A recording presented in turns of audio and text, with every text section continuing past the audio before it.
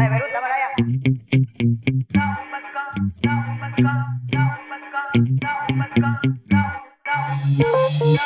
ผมนั่งทำอุปกรณ์ไม่ได้นอนเลยครับจ้าผมนั่งทำอุปกรณ์ไม่ได้นอนเลยครับจ้าผมนั่งทำอุปกรณ์ไม่ได้นอนเลยครับจ้าโหจ้าผมนั่งทำอุปกรณ์อยู่วันนี้ไม่ได้เสพอย่ามากวนได้ไหมจ้าห้องคนอื่นมีตั้งเยอะแยะและนี่มันห้องผมอย่ามากวนได้ไหมจ้า